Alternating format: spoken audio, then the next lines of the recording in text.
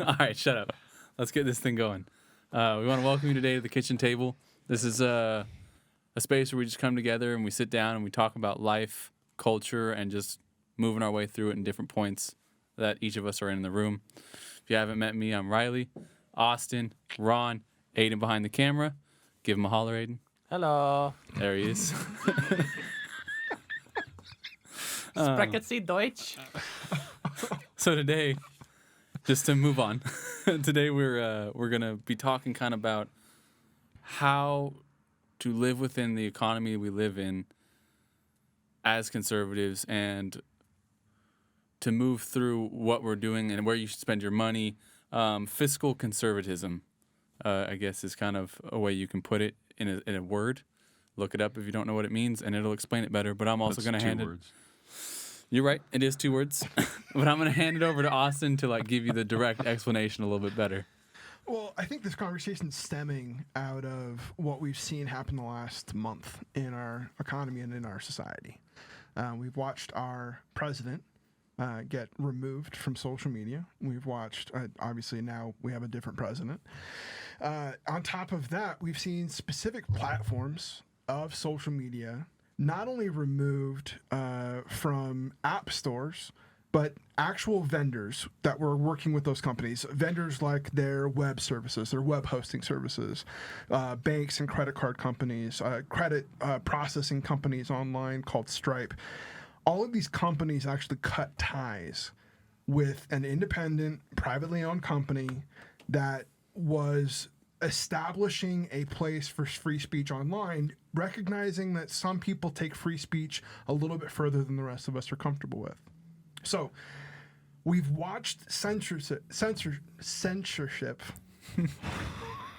Words are tough. They're so tough. But we're watching censorship happen. Censorship. Yeah, censorship. We're watching it happen, and we're watching it happen in ways where now people's livelihoods and people's ability to communicate is being affected. So I think it brings up a really interesting conversation. The first guy I heard talking about this recently was actually Don Bongino. I think that's how you pronounce this, Bongino. But he was discussing the idea of parallel economies. And he was arguing for the idea that it's actually important to establish an entirely new system that is conservatively owned, so that those, or not even conservatively owned, but they're owned by people that will respect the right of freedom of speech and those freedoms of expression, and not limit other people and their ability to utilize it. So tonight I thought it would be a good conversation to talk about that idea of parallel economies and what it looks like. Is it a good idea? Is it a bad idea? How would you even go about doing something where you're creating a whole new system that allows people and safeguards people's rights to maybe disagree belligerently with one another? That's really what I want us to dive into. I think one of the first parts to try and figure out what's going on in all of that is to really kind of help structure it in a way that people understand what's happening. When we're talking about a parallel economy, you're actually talking about duplicating all of the infrastructure as well as the systems that exist right now so that it's safeguarded. Again, we're watching as a social media website called Parler was removed from its web hosting, removed from its app stores, removed from its ability to be a place where people can connect, and they're fighting right now to get back up online, but they were just closed down, canceled on every door. So for them to reestablish themselves, they're having to replace every service. Web hosting services, app services, everything, every aspect of their business, including their internet aspect of the business, is having to be reestablished. Their banking is actually having to be reestablished with new banks that will actually respect what they're doing. So when we're talking about a parallel economy, we're actually talking about having our own banks that respect the freedom of expression, having our own creditors and credit card companies that allow free expression, new credit processing websites that again, safeguard that expression. New web hosts that are, new servers that are willing to host the actual internet data so that everyone has access to it at the same. So you're talking all of that infrastructure all at once. So the input to even have this happen is crazy. But I think that's looking at it from the magnet, the huge, zoomed out version. I think one of the important conversations is, so what can a couple of us guys do? Yeah, normal guys. Yeah, normal people, not billionaires, not millionaires. I want to apologize for the phone ring. I thought I had my phone on silent. It was not. Just It's okay. Wow. yes, I'll let you finish, but yeah, I wanted to apologize. You're good. Well, let's talk about the why first. Like, okay, so Okay. we're talking about parallel economy, right? But if we back up just a little bit more, this is in response to a term that we've heard a lot in the last few years. At first, it was this drive towards being politically correct. And now it has become, it's morphed into, in the last several years, what we call cancel culture. And that's now moved beyond the realm even of public speaking to actually, you are not allowed to, if you don't agree with our ideas, if we don't like who you associate with, if we don't like your particular religious views or whatever it is, you are now barred from participating in, and now there's multiple levels. It's not even just an open discussion or a forum like that. You're not allowed to be in certain environments, and they will go after your banking. They will go after your money. And if we back up for a second, cancel culture has been long pervading. I don't know if that's the correct word, but long leaking into and taking over many of our halls and institutions. So a long time ago, higher education became an area that conservatives were increasingly pushed out of, if not gave up and walked away. Maybe that's what they did too. And if you have conservative ideas and you're in higher education, or you're in that field at all, if you're coming up through there, you have to be very careful what you say. You can be receive a lower grade, all the way from receive a lower grade to not be allowed to participate in certain programs. Now, you're certainly going to be singled out, ostracized, those kinds of things. Those ideas are not, conservative ideas are not allowed. Against conservative religious ideas are not allowed. Yet it is a little bit odd because we make room for people who are Muslim because they have some very conservative ideas. But yet, even increasingly, we even see that in this pushback against Jewish people. Yeah. And for myself, that's a little shocking. I'm a fan of history. I come from a family of Jewish people. And so to go, wait a minute, remember World War II? Like, when did we start excluding people and ideas and religion? And we've moved this idea of tolerance out of the realm where we don't have to agree, but we can accept each other, love each other, and live side by side. But we don't have to agree. But no, now you actually have to agree and mirror and espouse my beliefs in order for you to live on my street now. And that is something that, again, I think is unbiblical. I think it's un-American. I think it's inhuman. And so just to back up for a second. Sure. And so that being the case, as we start to experience that more, we've seen people asked to not participate early on. President Obama. Here's an example. President Obama's first inauguration. He invited Louis Giglio, who's a pastor of Passion City Church in Atlanta, and head of the Passion Movement. Is a really nice man. Invited him to pray at the inauguration, and they went back, I believe it was over 18 years into his sermons, and at one point he did a sermon on marriage and traditional biblical values in marriage. And that was enough for people in the Obama camp to call him and say, look, you have two choices. We're either going to remove you from this publicly, you're not going to be allowed to pray, or you can just quietly back out. And over, again, he wasn't there to pray about marriage even. Yeah, it's just having a viewpoint on It's just something. having a viewpoint at some point. So we've seen that with celebrities. Who was the guy who was going to host the Oscars? Kevin Hart. Kevin Hart. And again, and I'm not saying I appreciate the joke. I'm not saying the jokes were in good taste. I don't think that. But does he have a right, and does he have a right to grow? Yeah. Like, for Pete's sake, if he learned more over the years, but now he's being held to account for something that happened years ago, this has become something that is, again, not just we're going to push you back from the table and you can't be a part of the conversation. It's no, we're going to go after your livelihood. We're going to go after where you live. We're going to go after how you do anything. Yeah, even the Me Too movement, that whole thing, yes, it was horrific what happened to some of those people. There was a lot of people that got hit that were presumed guilty before ever even having a chance to argue it. The guy from Danny McMasters from The Ranch, he got hit by 4 people, canceled off the show, lost his income, wasn't able to get hired on anything else for years after that, and they were 4 cases that had been disproven 15 years ago. Yeah. 15 years ago. Told that they were wrong. And there's numerous examples like that. The guy that hosts the Talking Dead show for The Walking Dead, it's their talk show afterwards.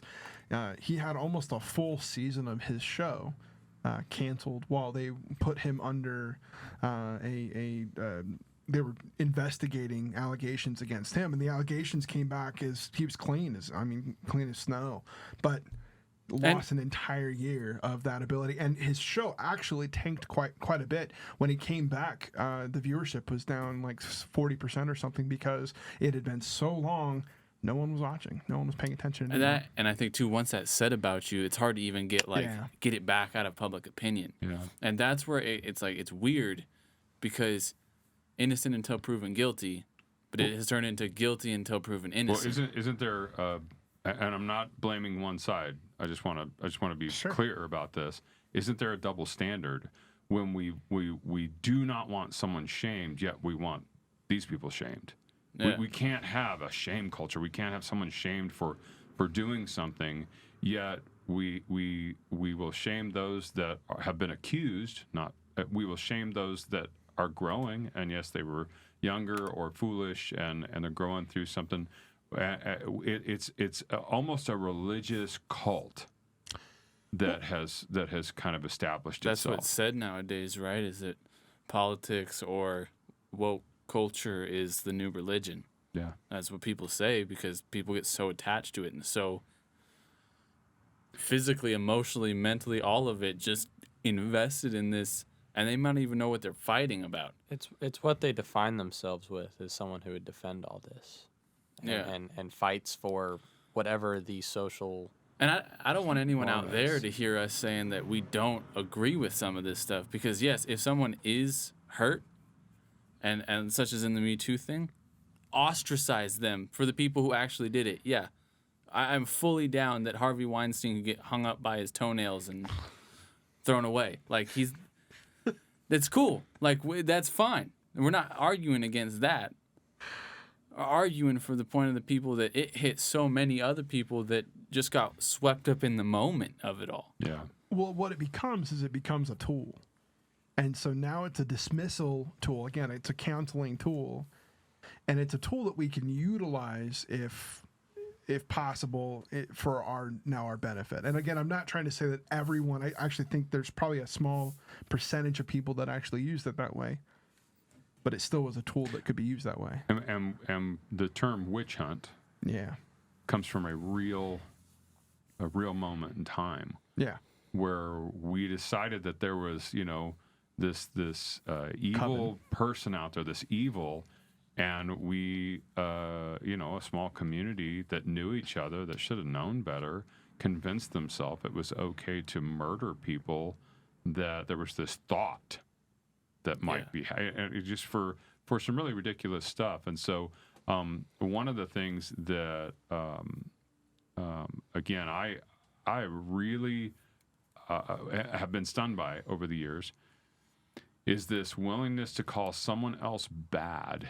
Now remember, in Germany, coming up through the 30s and into World War II, they decided that the Jewish people were bad. What did they do? They started ostracizing them from culture. They weren't allowed to participate in the discussion. They weren't allowed to be certain places in government. They put them in ghettos. They took away their businesses. They weren't allowed to have any sort of commercial interaction with anybody but themselves. And then next thing you know, it's like, you guys aren't like us. You don't think like us. You don't live like us. Your religion isn't like us. We don't accept it. And therefore, since we've decided you're monsters, we move into a place where it's okay to not only remove you from culture, not only remove your ability to make money, but now it's actually okay to kill you. Yeah. And people can say, well, that's ridiculous. This is the United States of America. We're a Christian country. We would never do that. We're a country of values and morals. And don't forget, it wasn't that long ago, and Germany was a Christian culture as well. Germany was an educated culture as well. Well, I don't even think you have to leave our shores to recognize that during that same time period, we interned people ourselves. And now we didn't treat them to the extent that Jews were treated in Germany, but we gathered people from a specific culture into a specific zones in our area and then watched them, put them under lock and key. Yeah, and again, took their businesses away. And we've made this mistake before. Yeah. And anybody that tells you there's something, it's new, first of all, hasn't read the Bible, nothing new under the sun, but that's the fact. It lived more than 20 years on this earth, and you will see things repeat themselves, and somebody comes up with, no, this is a new idea, or we're going to do it better this time. Yeah. Again, favorite gripe right now is everybody thinking that we're going to do socialism better. Well, in the last 100 years, socialism is responsible for 100 million deaths. And every single one of those countries said, we're going to do it better this time.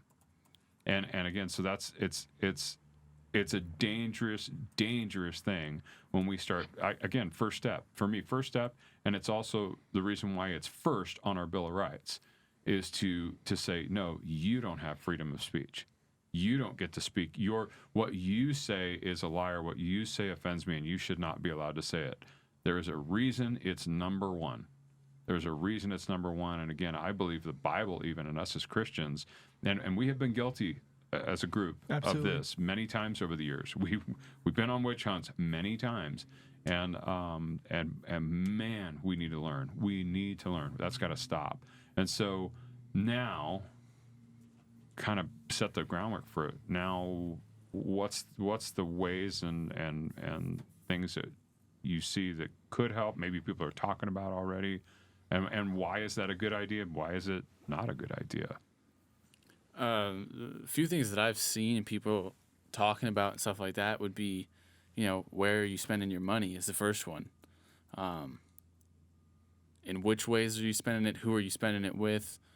And how often, I think in some cases it is really hard to get away from certain companies because they have almost monopolized entire genres of items to be purchased or whatever whatever you want to call that. I don't know how you would specifically say that, but it's called industries. Well, think about it like this. I know this is funny, but this is kind of a funny way to think about it. But what if our trash company, the people that provide our trash dumpster, what if they decided that our way of thinking, or our religion, our politics was not acceptable, and therefore they're not going to let us, they're not going to service us, right?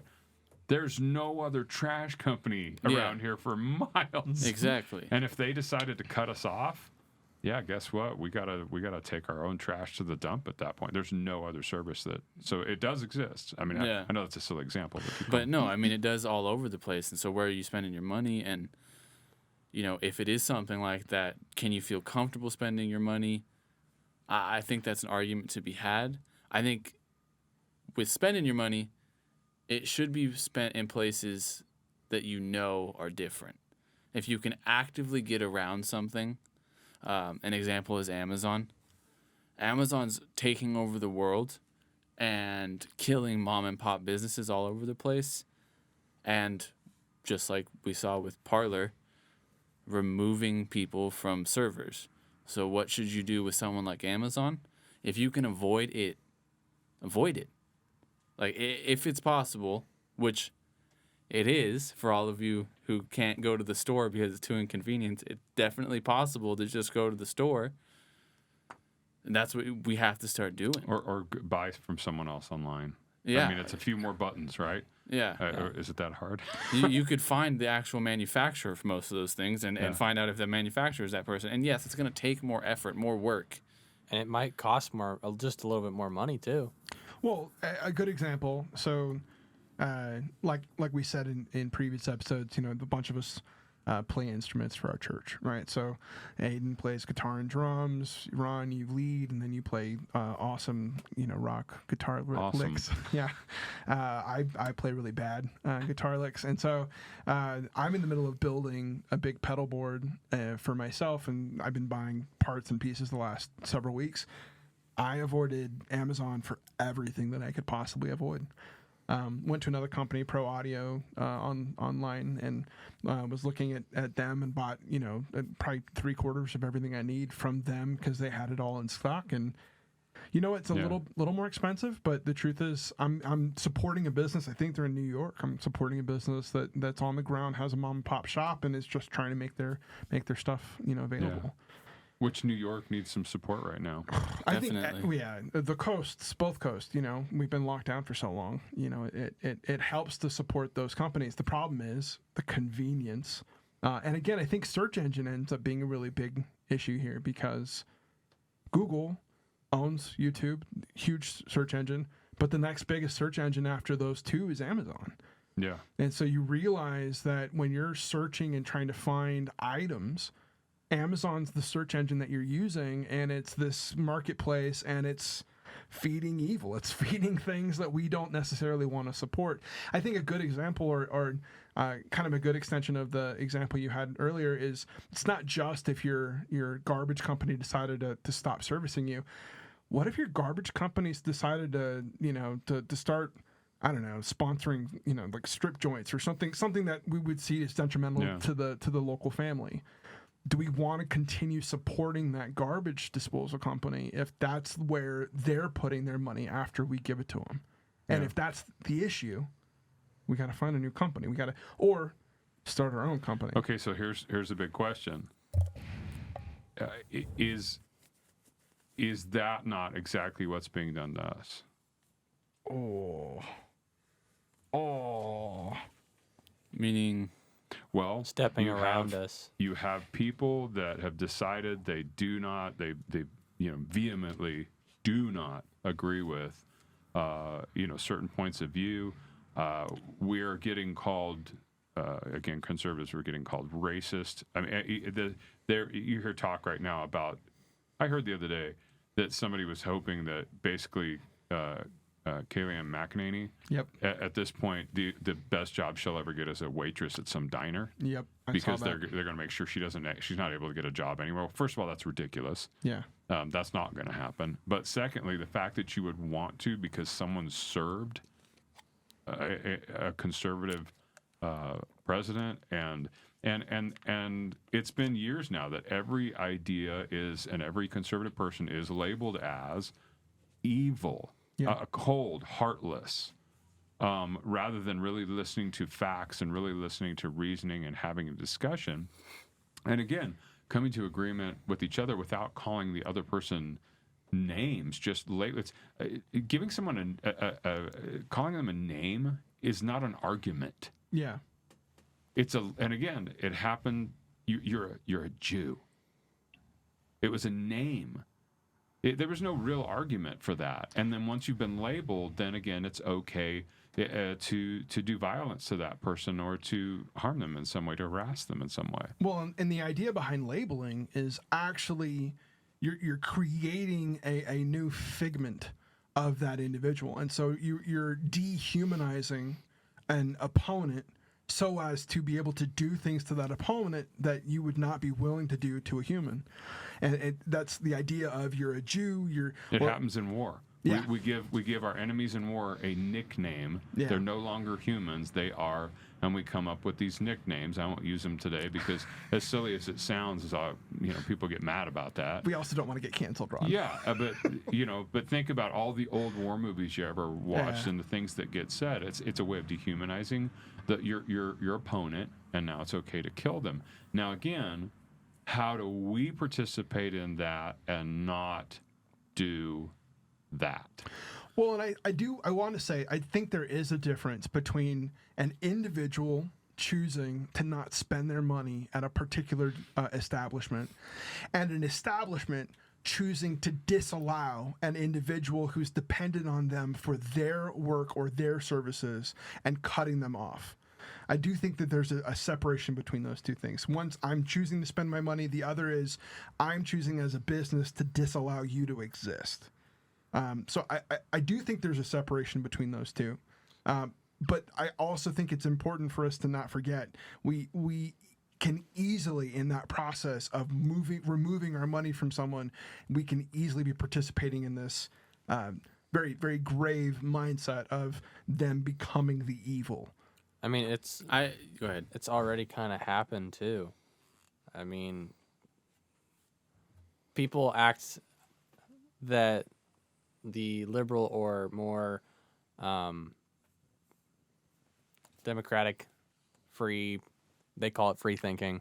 I would not describe it as that, but their mindset is attacking us and the conservative movement, and that they are. I'm not denying that, but there has been a very emotional backlash from the conservative to them, and I hear it all the time. Like, oh, those dumb liberals, they're stupid. They start calling them names. They start acting like they aren't. It's called a reaction. Yeah. I'm aware of what it is, but how do you find the difference, or not the difference, but the ground where you aren't allowing yourself to drop down to the level of reacting solely on emotion, but also not letting yourself be run over and standing for what you believe in and defending it and then continuing to grow it back into the culture? Yeah, I think that's the balance we're striving for in this whole process. I think part of that really is us not allowing the emotion to drive our action. Yeah, which sadly has not worked very well the last few weeks. Meaning what? Well, he's probably referring to the Capitol riots, and that's totally emotion. And I mean, I hope it's emotion that got the better of you, and you acted like a fool. That is sick and wrong. But how many people were the people overcome, and how many people? I mean, there was pre-planning that happened with that. I'm not saying that there wasn't, but even before that, and everyone acting like, oh, this is going to be the end of the world. This is the end of everything. Yeah. People were freaking out that Joe Biden was going to be sworn as president. Yeah. Just as many people were freaking out as that. And ready to believe any foolishness. Yeah, and that, he was going to tear down the walls of democracy and bring in communist China the first day he gets, there's some crazy... Or that Trump was going to just arrest them all in some big sweep, and don't worry, he's got this. You're like, are you guys really believing this stuff? So... Yeah. I think there needs to be a step taken back on the conservative end and go, how can I actually approach this where I'm not acting like a fool and not... Well, let's talk about Scripture then for a second. All right? I'm going to throw a couple at you. All right. Love your enemy. All right? But here's one real quick. I'll probably have to punch this in real quick. Yeah, what? I'll punch this out. I got to put in my code here so I can see it. Jeremiah 29. Okay, Jeremiah 29. All right, the God's people have been taken off into captivity. All right, and they are now living as exiles. Right, they're the minority. They're the oppressed. I don't know if Christians are oppressed necessarily. I don't know if conservatives are oppressed. But there's, like I said, there's that temperature rising, and it's getting a little concerning. And so the same situation that God's people are in. And so it says this, Jeremiah 29 at verse 4. It says, this is what the Lord of heaven's armies, the God of Israel says to all the captives he has exiled now who exiled them? He has exiled them from Jerusalem. They've gone to Babylon, to Jerusalem. It says that God did it. Now, it says, build homes and plan to stay. Plant gardens and eat the food they produce. Marry and have children. Then find spouses for them so that you may have many grandchildren. Multiply, do not dwindle away. And work for the peace and prosperity of the city where I sent you into exile. Pray to the Lord for it, for its welfare will determine your welfare. What are you hearing there?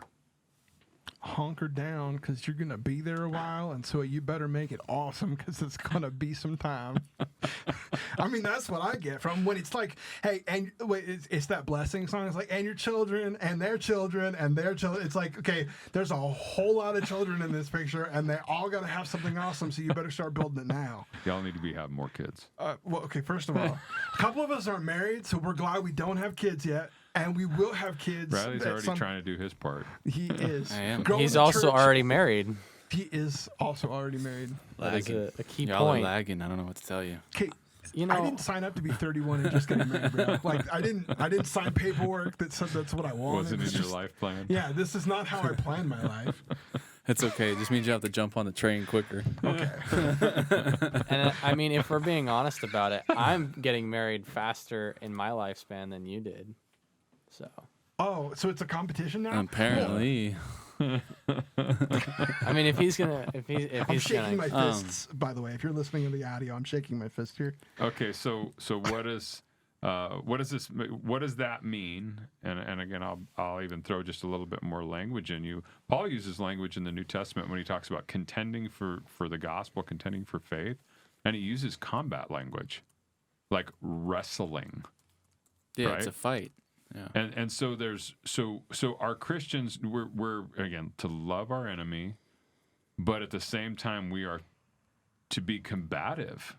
I mean that is combat language, and I think people start they're like, well, wasn't Jesus this feathered hair, soft spoken guy that just kind of floated through the room with good advice and never raised his voice and had clean fingernails? And it's like no.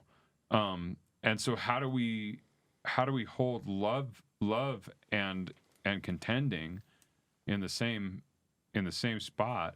And secondly, being in a community, praying for the community, praying the community prospers, and again, being able to say, hey, but there are some things here that are we. Well, I won't explain any further. I want to hear what you think about how do you get in there and be a blessing to the community, but is it just the community you agree with? I don't think so because there's we talked I think a little bit last week.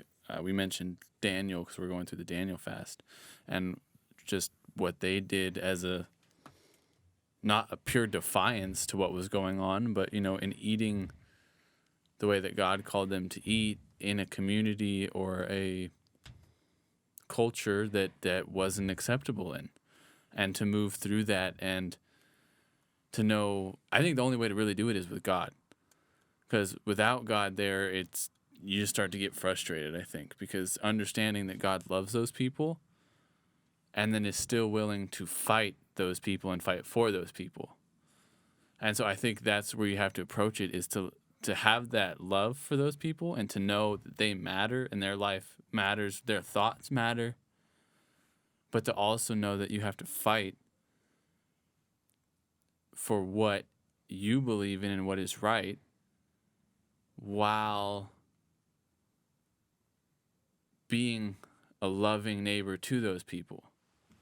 Because if you always put your foot down in certain areas, so I've noticed this with people like that I'm friends with, right? They'll do or say something and I won't participate. Does that mean I hate them? They'll do or say something and sometimes I'll outright disagree with them. But does that mean I hate them? No, they're my friends. I love them. But what I'm doing in those moments is being there with them, talking to them, communicating with them, showing them that I love them. And then when that line gets crossed or when that line gets butted up against, you back up. And people aren't dumb. They're not as dumb as everyone would like you to believe. Trump supporters aren't stupid. Liberals aren't stupid.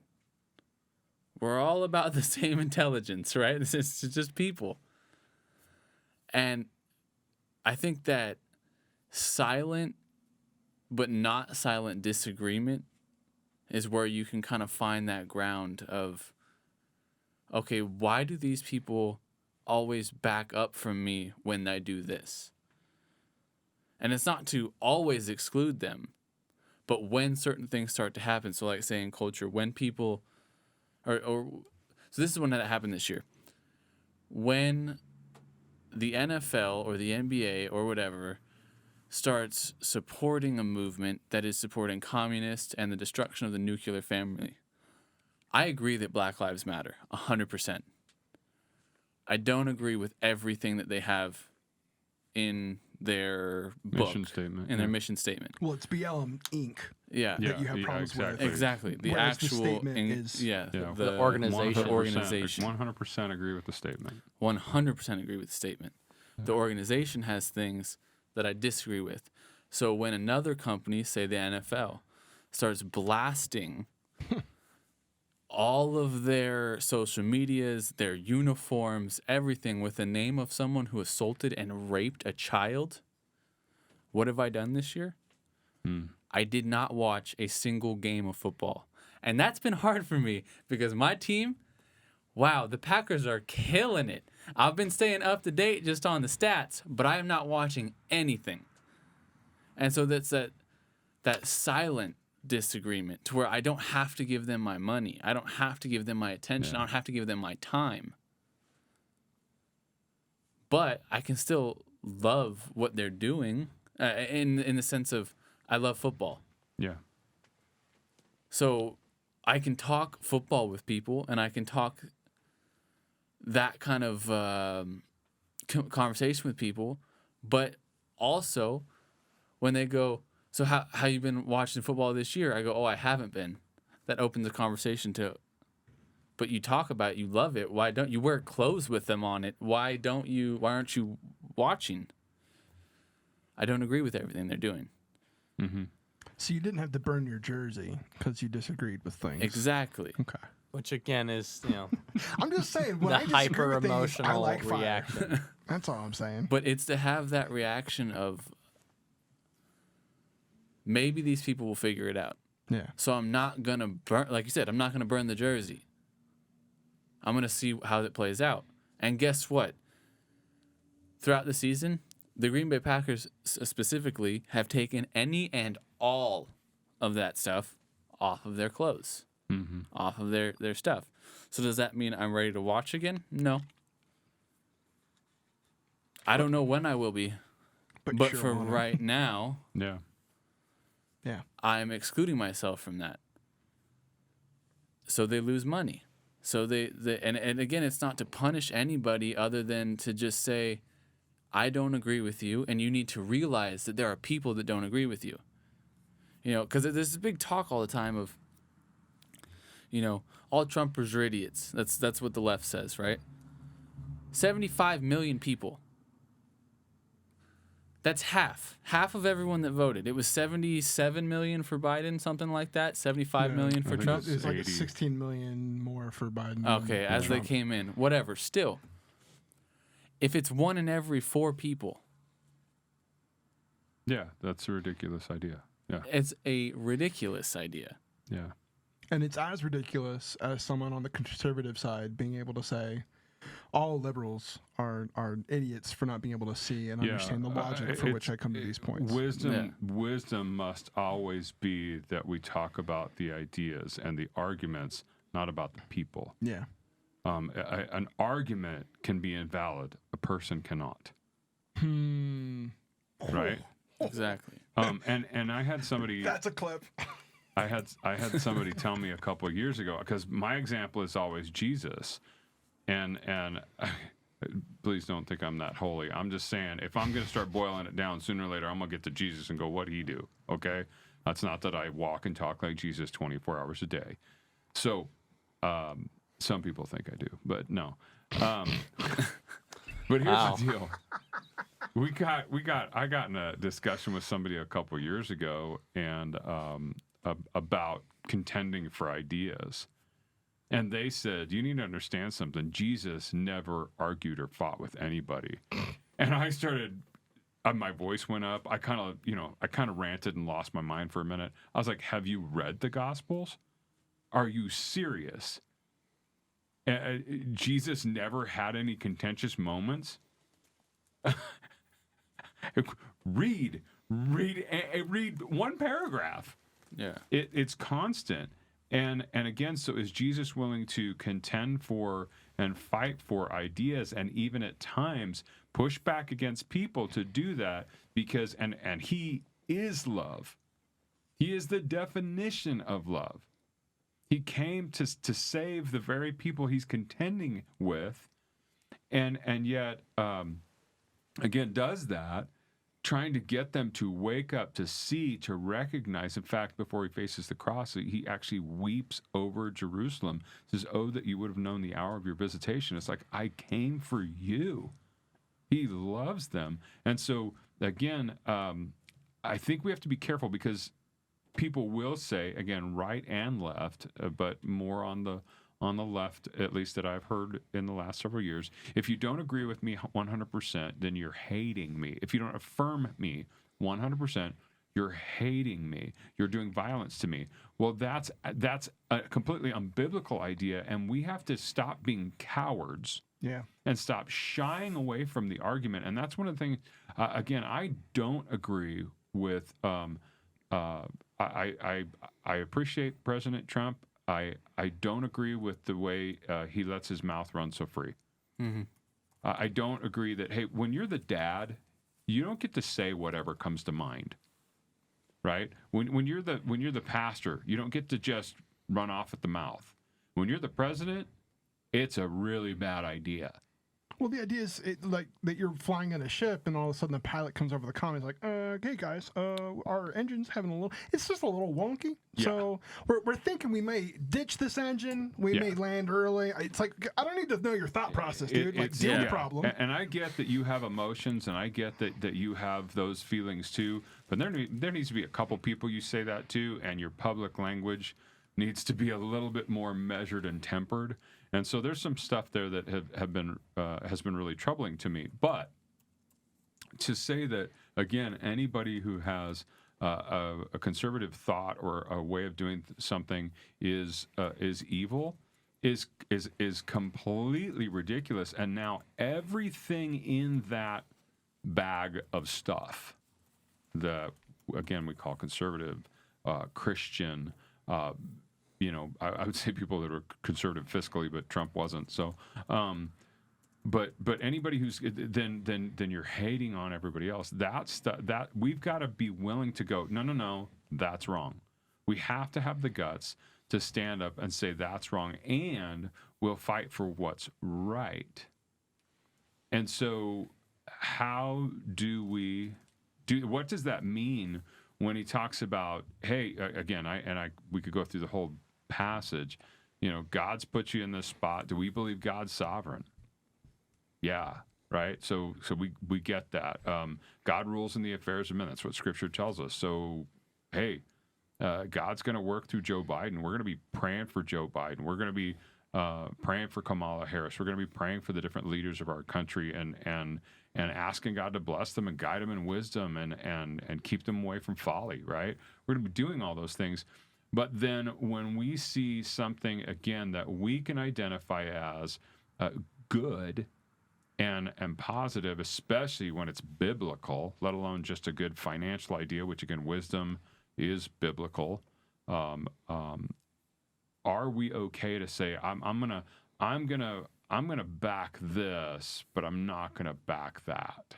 Yeah, and I think that's the important distinction. Distinction is to recognize when something does come along, to push for that. Because yeah, as of right now, there are certain things that there's nothing you can change. And so does that mean to just throw the whole, baby out with the bathwater? No, you still have to live within this time. You still have to live within this culture. There are certain things you can't get around, like social media. Certain social medias, it would be, I at least believe, very irresponsible if all conservative people just dipped off Instagram. Because then it just becomes a rolling ball for these other people to not have any ideas to contend with. Yeah. Well, in essence, I mean, if you look at Twitter, I think you can make the argument that that's part of what's happened on Twitter. Not everyone that's a dissident, but Well, you can look at the higher educational institutions in Hollywood. That is the example. it's true. Because Yeah. I'm older than y'all, and Y'all. in the 80s, when I was in high school and junior high, there was a lot of talk about, hey, man, Christians should not be working in Hollywood because, and they would name different people that they didn't agree with, that, they've got these folks with this certain sexual orientation, these folks with these beliefs and this religion, and they're running everything, and these people they're taking over, and how can a Christian be a part of that? And so a lot of Christians took that cue as to like, well, I don't want to be ostracized by my church. I don't want to be ostracized by fellow Christians. Again, if the left is doing this, trust me, they learned it from Christians. We gotta own that. So that was happening. And what happened then a few years later, all of a sudden it's like people looking around going, hey, there is no Christian influence at all in colleges right now. Again, I know there is. I'm just saying the vast majority of public there's universities, really it's not, right? And again, the vast majority of entertainment, it's not.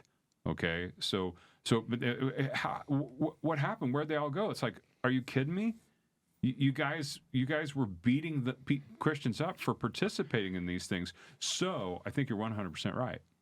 You don't leave this institution, but if you don't build something, so culture, politics is downstream of culture. Mm-hmm. What is the culture all about? That will speak. People will vote. That will speak into politics. Again, for the way I see it, faith. Culture's downstream from faith. What does my faith tell me about how I should be engaging and involved in the culture? Because this is the truth. Like it or lump it, I don't care what anybody else thinks. And they're going to tell you that there's history that says otherwise, and it was founded by evil white men. The founding of the United States, again, is even a further a growth out of the Christian movement of faith throughout the Western world. Again, not just at the founding of the United States, but as men and women were getting saved and taking on biblical principles and abiding by God's law, it created a much better culture. It created a different, and it's not that it was perfect, but God's word is perfect, and we could always go back and say, hey, you're not being right about that, the way you're dealing with that guy with your money. You're not being right about dealing with this guy financially. Well, how can you say that to me? Well, let me show you what God's word says. Mm-hmm. Everything else flows downstream from that. Again, families. Families are the first culture. Yeah. That's the first culture you'll be a part of. And so the first institution, they call it an institution, right? The marriage, that's all flowing downstream. And so where Christians have got to start putting their money literally and figuratively, I believe, is investing themselves in those things that are going to permeate, those things that are gonna overflow into culture, those things are going to overflow into politics, those things are going to overflow into education and art. Because without that root, you're trying to swim upstream hard. Yeah. Well, and what you find is that when people have abandoned that boat, now that boat has only the single ideology that's left on it, and that's all that gets communicated. It's all that gets Yeah. expressed, and it's all that gets thought out and developed, and so that's all people are able to consume. And I think that's really where your example of Christians walking away from Hollywood or walking away from different industries back in the 80s and 90s, we're seeing the fruits of that from the lack of divergence in ideology, the lack of diversity in ideology in what's being created. And that's one of the things that's really exciting when you look at organizations like Daily Wire right now, where they've planted a flag right now and said, we're conservative. We've always been conservative. We've always been unapologetically conservative. And now we're going to start creating more than just news talk shows. We're going to create media. We're going to create stories that aren't political in nature, that aren't going to thump you over the head with the Bible, but are going to be based out of who we are as an organization. Again, them speaking as You Daily get birthed Wire. out of their culture. Yeah. Because they recognize that ideology is underrepresented right now in what people can consume. And I get really excited about it. It's part of why I'm so excited about what we're doing here. Yeah. Because out of our culture, out of our small church culture, we're getting to have these kinds of conversations. And whether it's a dozen people or 1,000 people, however many end up hearing these conversations, they get to reap the benefits of us wrestling with and understanding and trying to understand and work through that process of what's happening in our culture and how we need to respond to it and what that looks like in a Christ-like manner and all the other extensions of that. But that's the gold here. That's what actually excites me. Other than, spending time with you guys because you guys are cool. But that's what excites me every time I get to come up and we get to have these chats. Yeah, it's just to talk about how do we do this? And what are the boundaries? You know And what I mean? yeah, what are the boundaries? And if there's fear, why is there fear? Yeah. Because I think that's another reason where people get hung up on a lot of this is because they're afraid of being a part of it or of leaving it. Either way. Yeah. Well, we And don't want to why- get cut off. Why is there fear though? That's Because it says that God will never put you in a position that He won't be there with you. Not that it's not hard, not that you're not gonna die. Like again, you could be thrown in a vat of oil, for all we know. But God's why gonna is be there there. a fear of that? What kind of oil? I don't know what I- kind I of oil wanna was assume it. it's olive. Oil? Yeah. I like the avocado oil. Yeah. I'm a I would big like fan- to be baked in peanut oil. Okay, actually, it would be fried if you're being thrown in a vat of Baked. oil. I think- bake. Okay, but you don't bake in oil. I do. Oh goodness. But I think that's also like the fear thing, and when we're afraid to speak out is also something that not just Christians but as conservatives, if we are going to push for this. Earlier, you talked about when a conservative figurehead would speak out of turn or speak over the line, that the rest of the conservative group would then call him out, or she call the leader out on what they said and or what they did. I think that as we watched President Trump hand over the presidency to Joe Biden, and he had all of his advisors and his even his vice president and everyone else that was around him go, okay, it's time to step down. There were so many people that freaked out at them and called them traitors and called them all these things, and it was, I don't think they were being traitors. I think they were seeing the situation as what it really was and going, okay, we need to back down. You mean their own supporters? Yeah. Yeah. Yeah, you're talking about within the White House in the past couple weeks as it Yeah, wraps up as- to an end, and everyone's going, "Okay, homeboy, It's done. it's done. Like Stop." there is no more fighting. Just calm down. And again, you have all these hyper conservative crazy people. I would label some of them as actually insane. Call all these people horrible names because in the last few days of Trump's presidency, they were like, okay, yeah, there's no more fighting it. They're Well, and part of that though is what was created. that is a reaction that was created from some of the messaging that was coming out of the White House for the last couple of months. I would agree with that.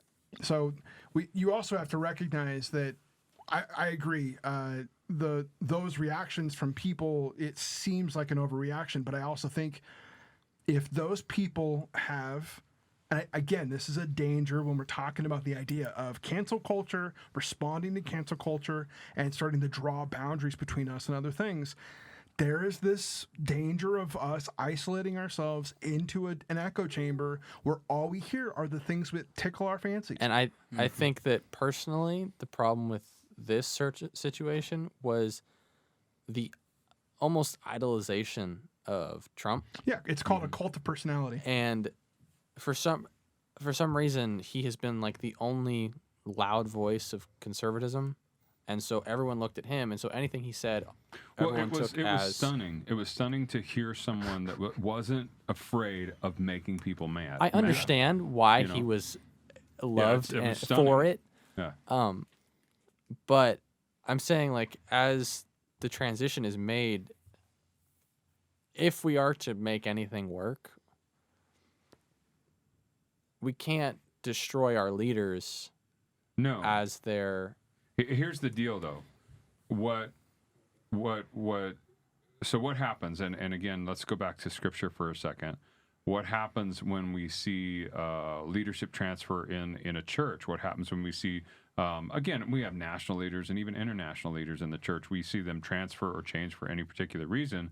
Our faith isn't in a man. Our faith is in God. And the rule, and I use that word very specifically, is called the law.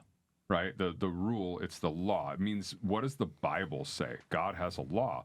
Well, we have the same thing in our country. We have a constitution. We have law. And so you can have passions and you can get excited about something and you can, again, wrestle for something within the context of the law. Yep. And anytime somebody, again, like the Capitol rioters and going into Nancy Pelosi's office and stealing her laptop, that dude needs to go. Whoever did that needs to go to jail for a long time. That's so wrong. And again, so we go back to law. You can vehemently argue for something and vote for something and try to rally support for something and demonstrate and all those things. It's all part of free speech. But then it comes down to the law. I do not agree with, again, in any way, anybody who would espouse any kind of violence in a demonstration, whether it was because you were angry because of you didn't get your way politically, or whether you're angry at an economic situation, you're angry because you don't like the way the police have been treating some people. Any of those things, none of those things are. At no point is it okay to be a lawbreaker. Yeah. It is. We have a structure and we have a framework, and so again, we don't. Like I said, our Constitution, and even having a Constitution, was born out of a biblical concept that we have a framework we always go back to. That's why, again, when it comes down to the end of it, you can be as passionate as you want, but you're going to get mad at Trump and his administration because they finally basically pack their stuff and head out of the White House. No, that's the law. Yeah. That's and again, we wouldn't have rights today if it weren't for laws. We are a democratic republic. Yep. We are a constitutional republic, meaning that the Constitution is the highest law, meaning that it doesn't matter what anybody else thinks, says, or does otherwise. We always appeal back to the law. And at no point do we as Christians get to say, well, yeah, but I really feel this way, or I think I should be able to do this. As soon as you are presented with the law and somebody says, no, this is wrong or right, you have to bend. We are framed by the law. And the only reason I would say that someone has the right and the ability to refute what the law of the land says is if it's in direct opposition to something that my Bible says. Yeah, because that's where Dr. King came in, basically, because there was, first of all, there was law that was immoral. Yep. All right, it's an immoral law, so it doesn't line up with the Bible. And by the way, it didn't line up with the Constitution either. Yeah. And so still, Dr. King, again, that's called civil disobedience. Yep. That's not called rioting, though. Absolutely. And, And, there's a yeah. huge difference between those two things. Yeah, and he did not encourage people to invoke violence. Oh, and, Never the opposite. It was yeah. the exact opposite. It was let them be violent to the point of tiring out. Let them get so mad. Let them fight you. Let them be so angry and continually back down, but stand your ground. Don't react. Essentially. There was, sorry. go Okay, ahead. so if we can, and again, I don't want to claim to be an expert on all things Dr. King, but he was a pastor, and I do know some things. I've actually read a couple of his biographies and then quite a bit of his writings, and I hear there's a book out on a lot of his sermons. I actually want to read that. So anyway, but why did he contend for those things? And here's the truth. He didn't, and the reason why it was successful is because he didn't contend for him because he hated the person that he was contending with. Yeah. He contended with that person. He contended with the law that that person was representing and backing up because he loved the person. That's an entirely different motivation, and it's going to have an entirely different outcome than I hate you, you're evil, and everything you stand for is to be wiped out. That is entirely different. That is entirely different. Have you heard? This just happened. I think they just released it last Friday, but it is an interview between Dr. Weinstein and Glenn Beck. No.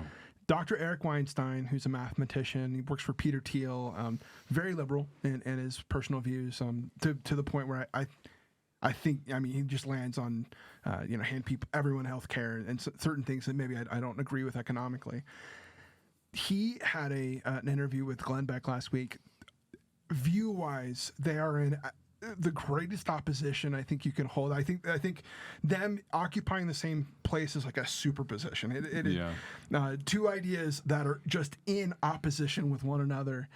And at the end of that podcast, Dr. Weinstein says to Glenn and says to Glenn's audience, I want you to understand that you are loved and accepted even if the rest of my party refuse to talk to you. I am so sorry that you are being treated this way. I hope you will not respond in violence, because responding in violence will actually come to the end of our union as a United States, because we cannot continue this cycle of violence. And I want you to understand I am not alone in extending this hand to you to understand that you are loved, even though we do not agree. Yeah. And I found it such an important moment at the end of their conversation, because you don't ever hear it right now. And I've had people say, oh, so you're saying take the high road. It's like, no, that's not what he said. He said take the love road. Yeah. I had somebody ask me, well, you're saying that I should just be the better man. I said, no, I'm just saying you should follow Jesus. Who chose to be the better man? Well, way beyond. Was the best man. Yeah, way beyond. Always. But that's what I'm saying. Yeah. That's what we are essentially asking you to do. Yeah. Be the better man. And so again, go back to this, to circle back around to this for a Sure. second. So how do we and can we enter into the culture? We're not I'll use this word monastic, and if you're not familiar with that, I wasn't at the beginning of this. I asked him very specifically, what do you mean by that? we're not into cultural monasticism. It's not a dirty word. All right. It is based, if you think about the term monastery, where these people would go off, monks would go off, people would go off, and maybe it was a temporary retreat, or maybe it was a lifelong retreat where they're going to remove themselves from culture and society, and somehow that makes them more spiritual or better. First of all, I would say this, and we've seen that a lot in church history, and people do it socially, culturally, and just for spiritual reasons. Here's the problem: Jesus, and I'm not saying Jesus is a problem. What I'm saying is he didn't do that. None of the apostles did that. No one did that. And you can even say, well, Jesus took time away to pray. Yeah, there was 40 days. And beyond that, that is recorded in Scripture, maybe an overnighter prayer time. Yeah. By the way, if you want to increase your prayer time, try overnight. We'll see how you do. But other than that, Jesus, it really separates himself for that prayer time, get to hear from the Father and get right back in there and dealing with culture and ministry. And the things that, again, in God's plan and in the Trinity's plan as he moved towards the cross and salvation. And so he's definitely immersed in culture. He's definitely benefiting culture. But I know this is going to sound like a funny argument. He's not visiting the local bar. He's not. He can minister to the down and out. He can minister to the prostitute, and he's not supporting them or their lifestyle in their sin, right? He can reach to somebody and goes over to the other side of the lake, right? When he goes over to and has the encounter with the demon-possessed man in the graveyard. He can go there and interact with a culture, but he's not supporting that culture and the things, the evil that's being produced there. And so I think we can definitely make the argument that we can be in culture, blessing the culture, and the people around us, the community around us, but we don't have to support the evil that's in it. It is so funny you say that, because I had never thought about whether he had ever spent money or had supported those people in that place of brokenness. It's such an interesting. I don't know if there's a place in Scripture where it's like, and he didn't spend, but it's this cool. But it's this cool thing of he's always present. But you're right. It doesn't ever say that he's like making it possible for them to continue this lifestyle. Yeah, he's not paying for sin. I mean, certainly. Like I said, I know this is a scandalous way to even mention this about Jesus, but he didn't give patronage to the brothel. Yeah. To speak lovingly and in a saving way to the prostitute. Yeah.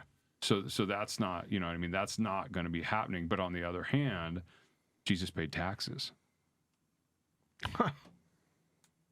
So there's a actual scriptural argument that again, our authorities are placed over us by God, and that they are there to do good. They're there to punish evil. Again, Paul talks a lot about this and how we need to then participate with and support and pray for the people that are over us. But then when we're talking about equals in culture, that is different. That is different. And there's time for dissidence. There's time to stand even apart from our government and say, like we talk about Dr. King, that something is immoral, something is unbiblical. There's totally time for that. Again, Scripture is really clear. We probably don't need to get into all that tonight, but there's times that the Old Testament, to me, one of the greatest examples, Pharaoh said that all the male children in Egypt that were Hebrew should be killed. Well, Moses, we wouldn't have the law today, to 10 Commandments, right? They come from someone that said, no, I'm not going to obey that law. It's immoral. And so, again, they've many times we see God's people go, no, I can't follow the government on that one, because we appeal to a higher authority that is, again, God and proven over time to be 100% correct. And so, but getting back to Jesus, he did, again, he paid his taxes, he did all those things, and he saved the tax man at the same time. And so I think that's, and even when it says in Jeremiah, it talks about a community. Well, I'm going to be totally honest with you. Here's something we maybe need to think about. Is Amazon my community? Well, and see, this is it's So how do you divide that up? it's degrees of division, right? Because I would argue that the guy who drives it to my house is, but I would really hope he just gets a better job because I don't want to support the people he works for. Because Amazon pay for their drivers is horrible. Yeah, they don't pay well. Yeah. No bueno. And that's another thing is even from take a step back on just what a company does that's right or wrong. The fact that they're unwilling to pay their guys even close to any of the other distribution centers, what they would pay, Yeah. So that's that's what I mean. enough of a reason for me to be like, there's even all other right, reasons we may See you not later. agree and say, you know what, that's not right. because they don't pay their people enough. UPS starts at like $22.50 or something like Yeah. that.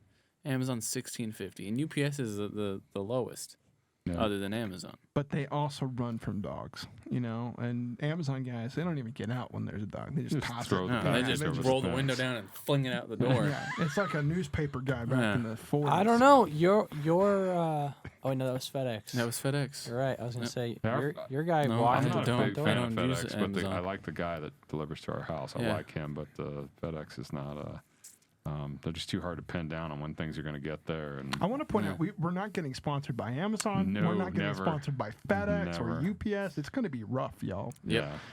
We're Trying to shut it down. maybe we'll I think just we're all going start for our that own. Apple Yeah. sponsorship. If it's possible, I'm joking. I'm it totally would be joking. cool. I don't think it will be, but it would be. It would be cool. So nice. how do you get back to that for a second? How do you decide? Again, it's your community. It's things you agree with. How do you decide what those things are? And How do you decide what your community is, or Yeah, what to spend this your is- money on? praying for the peace and the blessing, of your community, right? That your community would prosper. So, what's your community? Locally speaking, if you're talking about your local community, I think it's just the people you interact with. So there's locality, Yeah, it's who's around you. and then your community can also be, Church. yeah. And again, I'm not the guy that says we need to get the Christian phone book together so we all hire Christian carpenters and stuff. Like, come on, it never works. But Jesus was a Christian carpenter. If Jesus was a carpenter today, I'd hire him. I would totally hire him. Isn't the church more the community to come back to be like rejuvenated though? You're supposed to be within your greater community. Which Yeah, means it's for not sure, always that's- people that are in church. That's what it's talking about. But I think you can extend community to also, again, to benefit the people that you're interacting with. You want to make sure that you're doing that. And so again, there's people that are helpful to you and feeding you well. Then bless them, right? So we would do that if we were going to a restaurant, right?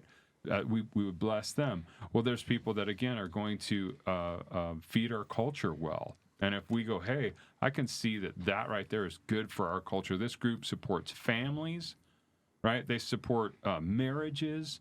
They support free speech. They support freedom of ideas and religious freedom. I'm on board. They're feeding my community, and so again, they could be a local, they could be international, they could whatever. That is, that's something that I think we need to really think about. Who those people are. I think it's right. I think it's good to think about who is blessing our community with good, and really define good biblically and say, okay, there's somewhere where we need to bless the people that are. Scripture is really clear again. Genesis 12. God talks about how He's going to bless the world through Israel, through His people, and that anyone that blesses Israel will be blessed, and anyone that curses Israel will be cursed. Well, we're just an extension of that. Yeah. If someone is hurting our community, So then, I am not choosing to bless that behavior. That would be, if it were my children, it would be bad parenting. Not everybody gets a trophy. Sorry. So then, as conservatives, We don't believe in everybody gets a trophy. no, obviously, I think there needs to be, though, a recognition to not get caught up in what culture is, what the next hot wave is. You know what I mean? Because you're talking about finding things that bless the community. This is just an example. So my wife watches that guy That guy, what? James Charles.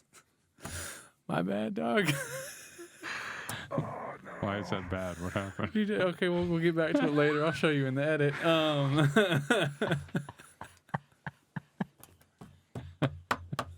Okay, so she watches that guy James Charles, right?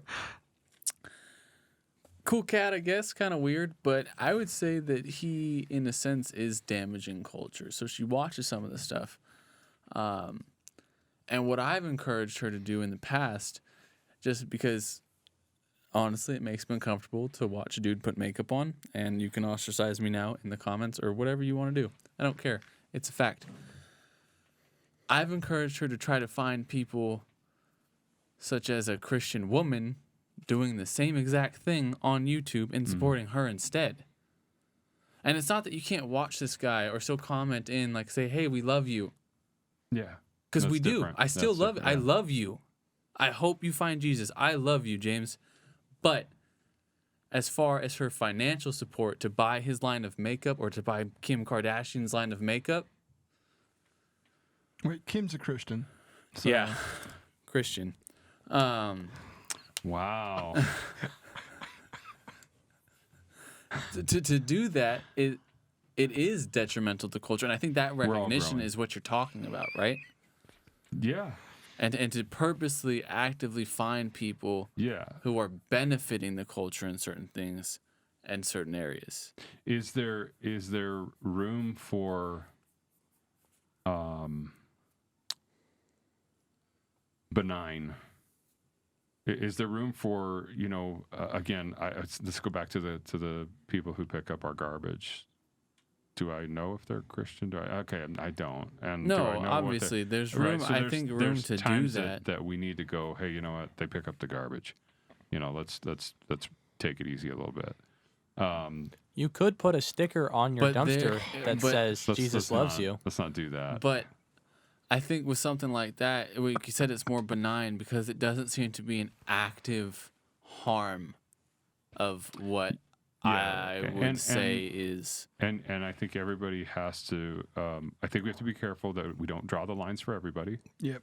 That's not fair because what is working for someone and what someone sees and what God is given someone the ability to deal with is going to be different than another. And so again, you can get on those arguments about whether or not someone should work at a bar if they're a Christian, or whether or not somebody. I work in the entertainment industry. Am I allowed to work for people that are of different religions? You can go down this road that can get pretty nasty. Like I said, Christians are really good at this. They have been for years. But again, here's a thought. Like if we go back to Jesus, are we here missionally? Are we here on mission? Or are we here just to accept Jesus, try to do some good, and hopefully we make it across the finish line? I think we do have to be purposeful, and if we're going to be here missionally, though, we're going to find ourselves in situations, in cultural situations, and in social situations that are going to have elements to them. It's not a church service, right? So Jesus at times was called a glutton. Jesus at times was called a drunk. He says this very clearly in Scripture. Why? Because he hung out at festivals and parties with people that had eating and drinking at them and not drinking orange juice, right? He did that, and he accepted the invitation to be in those areas, and he seemed to be fun enough to be around. He seemed to be a good enough guy to be around that people actually wanted him at their social events, even if they were going to go off the rails a little bit, right? And Jesus is there missionally, on purpose, not preaching at everyone constantly, not saying, "Oh, are you really going to have that to drink?" That's not Jesus. Come on. But at the same time, he's not out there using it as an excuse to step into sin. Jesus never sinned, right? So the weakness in us sometimes, there's many, but let's say it's insecurity. We want to be accepted. So people will go to a party and participate in things that they should not be participating in as a Christian. They will socialize with somebody for a lot of reasons and participate in something they should not be participating in as a Christian for two reasons, I believe. I believe because they want to sin. Anybody who tells you that sin is not fun, they're not doing it right. Okay. Sin is fun for a season. Just quoting the Bible. They want to sin. They want a good excuse to sin. So guess what? I'm going to be able to go with this person, and I'm gonna witness to them. You're like, no, you're going to get drunk. You're going to get loaded. You're going to get high. You're going to play with all these people from the opposite sex, whatever it is, right? I think they're that. And secondly, they're either going there on purpose or they're going and they're weak. And they're not going intentionally. They're not going missionally to love people, befriend people, and be secure enough to stand there in their own Christian skin and be the person God has called them to be. Be the person that Jesus has saved them to be. We talk about greater works. These works and greater shall you do. I think for some of us, just being able to actually think and act missionally would be a great work. That hey, we're here on purpose to love these people and have a good time with them. Don't be the party pooper. Have a good time with them. But guess what? There are limits and lines that we maintain, and we love people. And we let our light shine. We let the love that we have for the Lord shine in those moments. And I just think that we really have to be careful. We have to be careful. It has to be intentional, but it has to be, like I said about Dr. King, it has to be born from love. Is that we love these people and we don't love evil. We hate evil. We love these people and we love to see good in their life. And so we're working for those things. We're blessing them in those ways. We're finding those things to turn the faucet on. How do we turn up the volume on those things? And so anything that supports that, I think is worth our prayer, worth our money. Worth our effort. I hope we can get over the idea that we're just waiting to survive this. It's really clear that passage in Jeremiah, you're not waiting to survive this. Build a house. Yeah, build a house, plant a garden, eat the food, have some kids. And make them get married. Yeah, and grow and bless people. And so I just, culture's downstream of our faith. Family is downstream of our faith. Our communities, our smaller communities, downstream of faith. Politics it's all downstream of that. And it connects to our money, because the way we deal with our money should also be in that same intentional love, that same intentional way of, again, living missionally, but also investing missionally and understanding who we're investing in and what that looks like. And Christians have got to decide. They've got to decide whether their money is a blessing from God they steward as a tool, or whether it's their God. Austin's noises. Well, it's just that's a gut punch, and it's an appropriate gut punch. It is a Jesus gut punch. It is one he pulled, and he loved to duke on people, and it was, but it doesn't. But that's what we're talking about right now, is using it as a tool to steward. Absolutely. or it's your God. And again, those are motivational questions. Are you doing it because you're weak? Are you making these decisions because you're weak and you're power hungry and you're influence hungry? Trying to control, Yeah, trying to. and you want the world and the United States or your community to look like you want it to be right how you think it should be, or are you there on purpose? And again, everything you have, every resource you have, on purpose, bringing all the tools to bear. And again, you know, we've got to get over that, seeing that, you know, we've got to scratch and choke every dime out of something when we're here to be a blessing. The church isn't going to have a lot of influences if every time we have a little picnic, we ask for all the hot dogs and the drinks to be donated from the local market. Can we get over that? Can we start as churches saying, oh, wait, we're here to bless the market?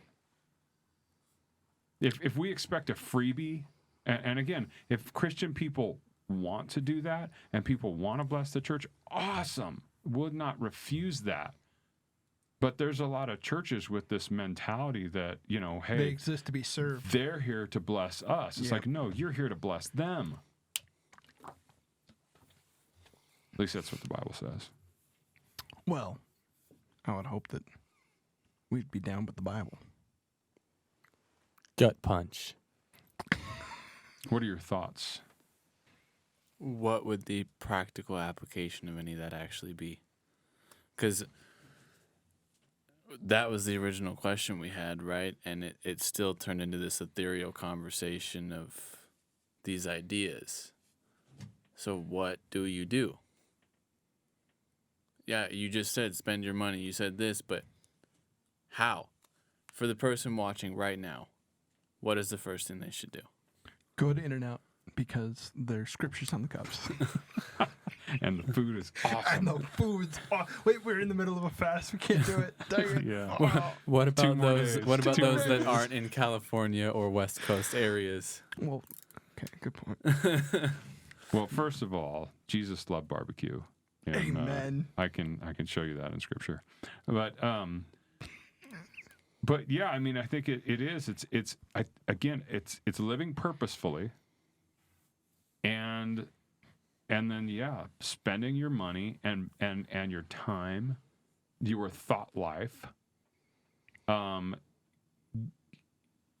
giving that to good ideas, good thinking. People that are, again, supporting. So you're going to have to do your homework. You got to find out who those people are. And if there's people that are trying to tear down the family, there's people that are trying to do work against the things that God says are good. I think you have to have the courage to say no. To say no, and with your dollar, say no. And do so in love. Again, we're not doing it Yeah. out of punishment. We're not doing it with a malice. We're not doing it with hatred. It's none of that. It is an acknowledgement of, you know, we just don't we don't agree on the idea that you are striving for here. So I'm uncomfortable with my money allowing that idea to go further. But Yeah. I love you. I think And you're I great. think there's certain things, and you talk about, you know, having the boldness to do this, but there's certain things that if they are claiming to be Christian, because we have a lot of politicians that claim to be Christian. Yeah. We have a lot of people in the community that claim to be godly or spiritual. I would again go back to this: is what is your authority? If you claim to be Christian, you're saying the Bible is your authority. So if they're supporting the local abortion clinic, it's not even I don't agree. It's that no, you are wrong. You are scripturally out of bounds, and I am totally okay calling you out. And yes, there are going to be people that don't like that. They're going to push back and say you're unloving. Those people are, you know, these girls are in a horrible situation, and like, okay, they are, but killing an innocent child is not the answer. Yeah, you don't compound a wrong with more wrong. Yeah, that's not the answer. Yeah. And so, again, why do I know that? Because the Bible tells me so. You're wrong. And so I will not support, and I am going to speak against. I won't participate, and I love you. Yeah. Yeah. And I love you. And I love these people that are in this situation. I love the child. Am I doing that because I don't love? No, I'm doing it because I do love. And then again, I think, okay, so if you follow that specific example, I think it ends up being the responsibility of Christians and responsibility of churches to seek to support the children that would be in those circumstances. And so, again, you follow that idea down, and we're stewards of our money, and we're stewards of our time, and we're stewards of where we invest. And I think those babies that are in essence being put on the altar, that we support those children, and that we step up and we adopt, and we that is one of the ways that we steward that. Yeah. I actually think that's one of the best arguments that people have against the church is when the church isn't willing to help support those children. Okay, I can understand. If our hearts are in this, then that's one of the ways we do this. That's one of the ways we step up in love.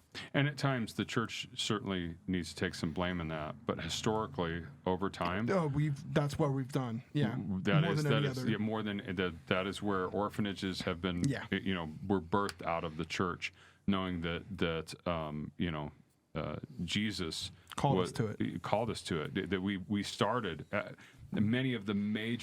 Most of the major colleges in the United States started as seminaries because we believe in education, again, because Jesus calls us to it. All these things Jesus calls us to. And so I don't accept the idea that overall Christians have done a horrible job at all this. Because they haven't. This wouldn't exist. Yep. The idea that we have rights comes from what? The Bible. It didn't exist in human history before God gave the law to Moses, that you weren't allowed to steal.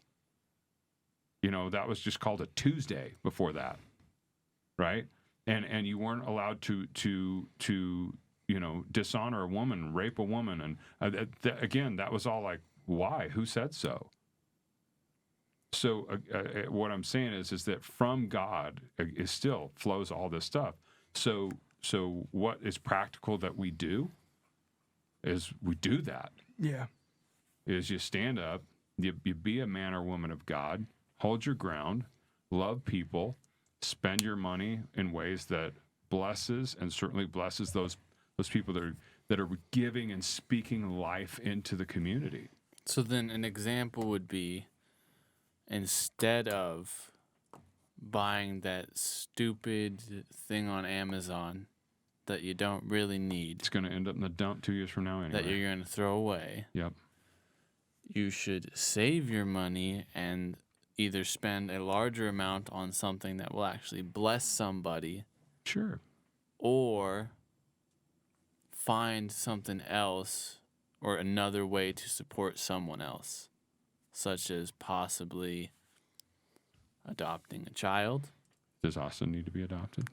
I mean, No, he's the one that said it. Oh, I thought there was a whole Adopt a Ginger program. There might be. Can you adopt a guitarist?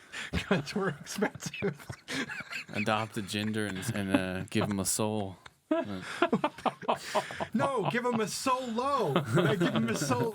I had him the last couple weeks. It's cool. Yeah. So to purposely find places to put your money. Yeah, it's going to require you Research. Stop going on autopilot and stop being selfish. Yeah. That's a tall order. Because I know you say historically Christians have done this, but within the last 60 years, the American Christianity has severely fallen off of this. You live in California. Also, I would point out that the ideology's evolving and culture's telling that culture's trying to purvey the idea that the government should be in charge of all this and the government should be in control of all of it. Yeah. Yeah. Now, that's an evolving idea that has changed over the last 60 years. And that's a part of what we're fighting against in essence. Yeah. is that- Moving away from conservatism. Conservatism would say that the government should take a lesser role, Yep. and then people of faith, as Christians, I'm not talking about politics right now, but as people of faith, the church should take a larger role. Yep. And the church has led the way, and Christians have led the way. Again, with social services, Yep. orphanages, counseling, all kinds of things like that. And so I wouldn't say that, again, the church has completely dropped the ball, but I would say this, that when Scripture says to pray that we have more workers for the field, it says the field is ready for harvest. It doesn't say pray for the field. It says pray for the workers. And I think here's the big rub in Christianity. Someone had to plant it. There's too many fruits sitting around. Yeah.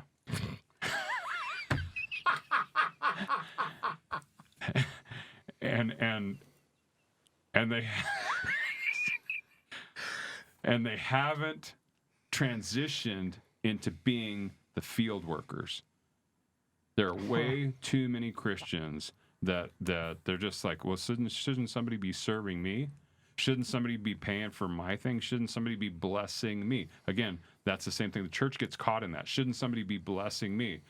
No, that's great. But do we ever pray, Lord, just help me open my hands and be a blessing to other people? That's whose kids are we? We are not the children of some homeless dude. Right? We're the children of God. And we act like, we're resource guarding like some Yeah. beaten dog. Yeah. And or we're selfish and we're self-centered. It's like, where has this come from?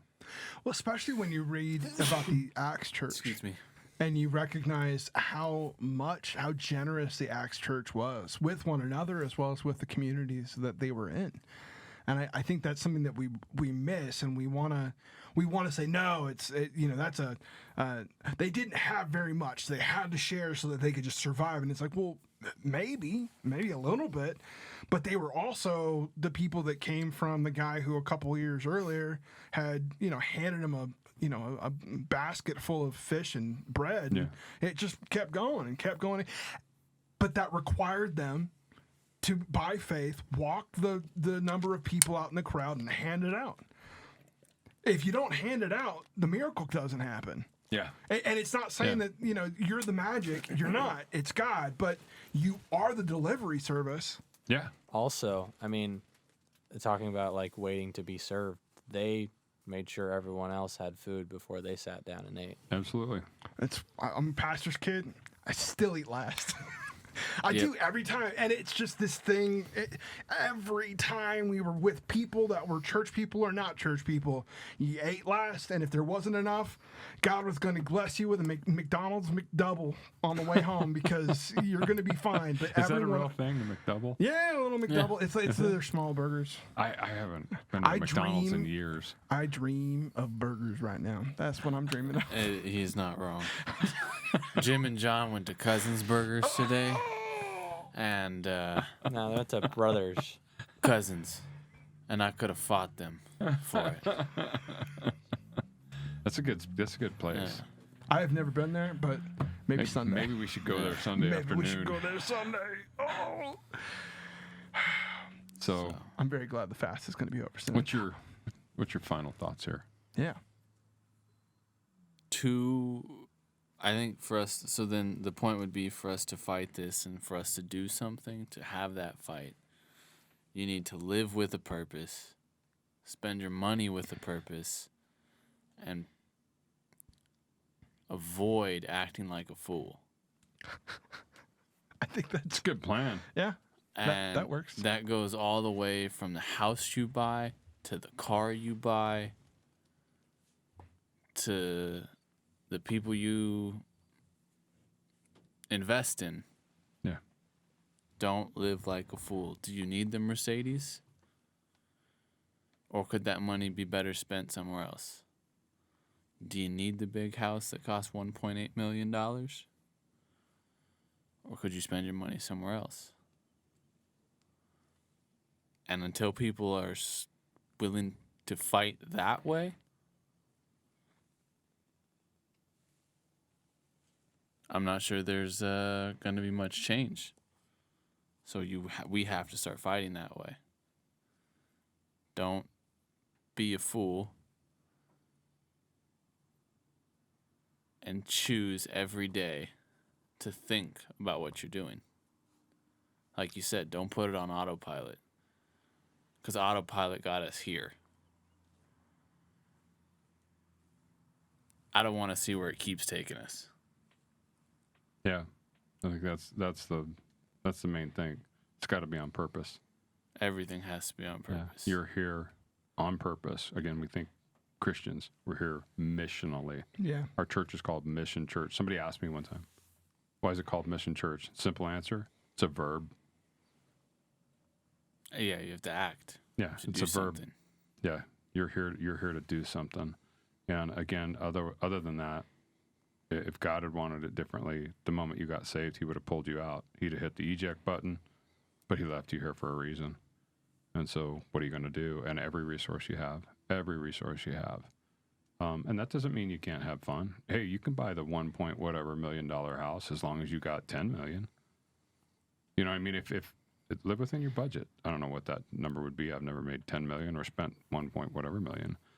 But are you living within your budget? Are you tithing? Are you being generous with your community? Are you being generous with people in need? For Pete's sake, there's nothing wrong with having a steak. Now, I'm approaching that more from the culture we come from. We live in Santa Clarita, and there is a habit in this place Status symbols.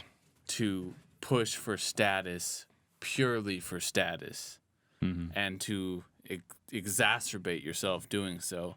And again, to the point where you're going to want to be on autopilot because you're exhausted from buying all these status symbols.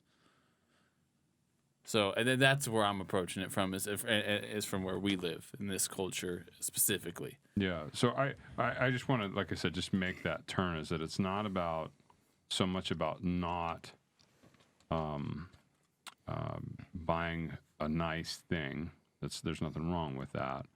But when you get down to it, again, live within your means. Those things, God says that 10% is His. It's not even your money. Yeah. And then we're called to be generous. So that's, if you're going to say, well, I gave, you're giving out of the 90%. That's your giving. The 10% is God's, right? So that's going on. Then you can live within your means, and God says He's going to bless you. But all of that, all of your spending, all of your living, all of your daily thing, it's all needs to be on purpose. Invest yourself in the things that give life. And again, we can find those things in Scripture, but invest yourself in your money and your time in things that give life and better people's lives, not destroy them, cause confusion. There's a lot of things out there, ideas, political ideologies, cultural ideologies that are going to do nothing but harm people and cause confusion. And we don't need to list them all right now, but it's if you read the Bible, it's going to get really obvious. That's not something I should be supporting. So yeah. Awesome. I think that was good. Yeah. Sounds good. So on that note, we're going to wrap up tonight's show. If you ever need to listen to a sermon or get a hold of a church, Mission Church, Santa Clarita. But the website's missionchurch.us, right? Yeah, missionchurch.us. Missionchurch.us. If you want any information on us, we have an Instagram, Facebook, and follow the kitchen table and an app for Mission Church, not for the kitchen table yet. Maybe one day. But follow the kitchen table on YouTube, Instagram, Spotify, SoundCloud, anywhere where you should be listening to this. Hit that follow button. And if we're on SoundCloud, do we have to get face tattoos? I'm not opposed. Okay. I saw those rap guys, and they all had different colored teeth and face tattoos. I didn't know if that was a rule. I mean, my teeth are yellow. Those canary diamonds. All right, y'all. We love you. See you later.